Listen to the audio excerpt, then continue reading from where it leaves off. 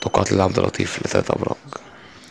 أول برج معانا يا جماعة هو برج الأسد، وقالت إن الأوضاع المالية فيه كويسة جدا، وقالت إن ممكن يتلقى صاحبه مكافأة أو يحقق ربح من استثمار سابق.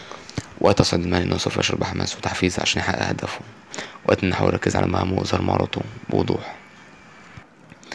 وقالت على الصعيد الصحي إن صحته كويسة جدا، ولكن من المهم إنه يتناول طعام متوازن وإنه يمارس الرياضة بانتظام. البرج التاني هو برج العذراء، وقالت إن على الصعيد المالي الأوضاع المالية فيه تبدو مستقرة، ولكن من المهم إنه يحافظ على ميزانية محددة ويلتزم بيها. بس على الصعيد المهني قالت إنه سوف يتلقى دعم من الزملاء أو الإدارة. وقت على الصعيد الصحي الأمور كويسة، ولكن علينا تجنب الإجهاد ونحاول قضاء للاسترخاء.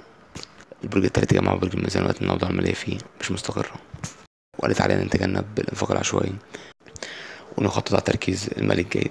وقالت على الصعيد المهني إنه علينا نستمر في العمل بجدية واحترافية، وسوف يجد نفسه بيحقق تقدم ملحوظ في مجال عمله. وقالت على الصعيد الصحي إن صحته مستقرة.